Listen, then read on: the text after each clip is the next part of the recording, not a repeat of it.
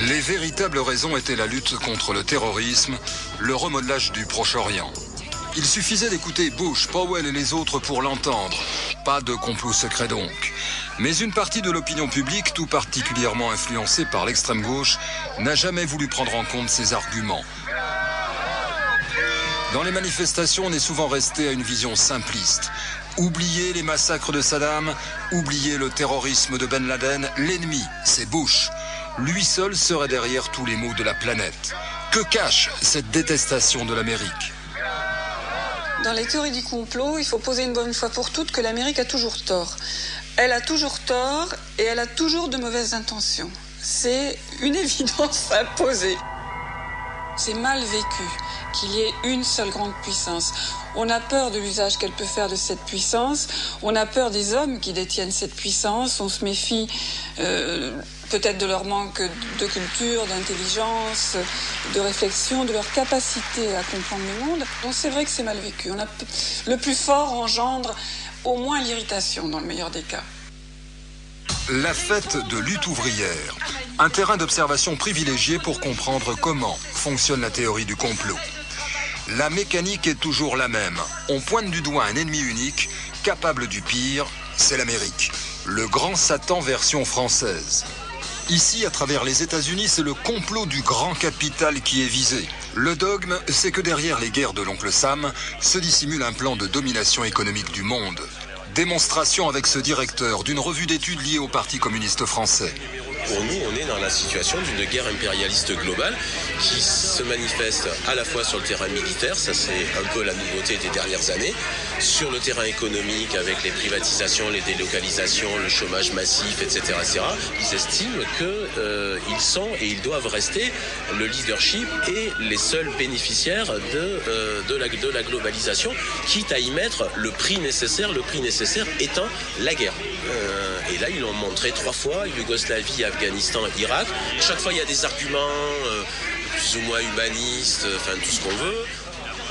Je pense que dans la caricature du pays, c'est-à-dire ce pays naïf, inculte, brutal et avide en même temps, la théorie du complot tourne toujours autour d'une avidité commerciale et d'une avidité de s'approprier les ressources naturelles, essentiellement le pétrole.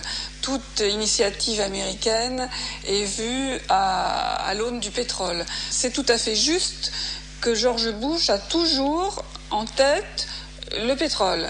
Où est-il ? À quel prix ? Et de quelle manière va-t-il avantager ou non l'industrie et l'économie américaine ? Ce qui, à mon sens, défait totalement la théorie du complot à cet égard, c'est que c'est très très clair. Les intérêts pétroliers sont clairs, ils ne sont pas cachés, il n'y a pas besoin d'aller soulever des coins d'ombre. Et tous les pays, à commencer par la France, ont des intérêts pétroliers. Il n'y a pas de politique étrangère de n'importe quel pays développé, quel qu'il soit, qui ne tiennent pas en compte les intérêts pétroliers. Bref, rien de machiavélique. L'Amérique, comme la France ou l'Allemagne, tiennent compte de leurs intérêts économiques dans leur politique étrangère. Mais là encore, beaucoup n'entendent pas ces évidences et préfèrent des explications simplistes qui confortent leurs convictions. On ne peut pas diviser, comme le font aujourd'hui les néo-gauchistes, le monde en 2 parties. Il y a nous, les bons, les purs, le peuple en marche, l'amour en bandoulière, et puis de l'autre côté, les forces cruelles du capital qui asservissent, qui oppriment, qui assèchent les terrains et qui organisent les génocides clés en main. Au fond, la théorie du complot, c'est une clé qui nous ouvre le monde et qui nous donne l'impression d'être plus intelligents que les autres.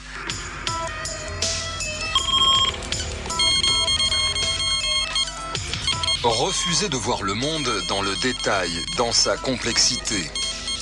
Préférer dénoncer les puissances qui nous manipulent, c'est la solution que l'extrême gauche a choisie.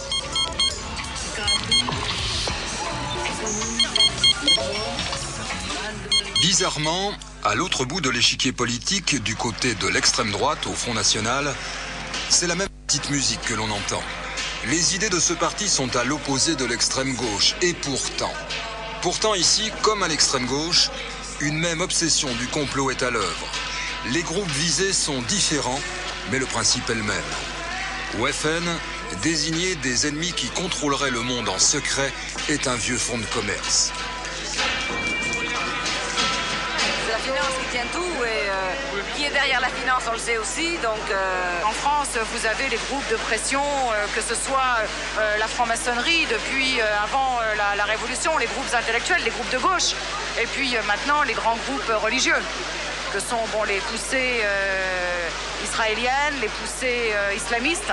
Le but, moi je pense, des francs-maçons, c'est d'unifier une nation d'une autre manière qu'elle s'est unifiée jusqu'à présent. Et au FN, l'exemple vient de haut. Depuis des années, Jean-Marie Le Pen accuse une organisation inconnue du grand public, le Bnei Brit, de chercher à contrôler la politique française. Elle aurait par exemple contraint la droite à ne jamais faire alliance avec lui. Le Bnei Brit est une grande organisation maçonnique, je crois exclusivement juive, et qui a sans doute ses propres motivations.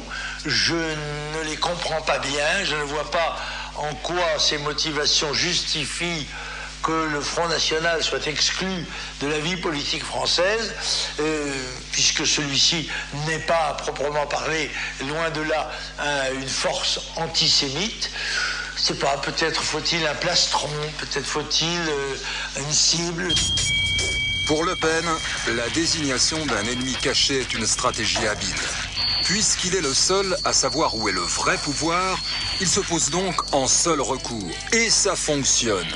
Près de 15% des Français le suivent. Alors qu'est-ce que ce mystérieux Bnei Brit qui obsède le patron du Front National ?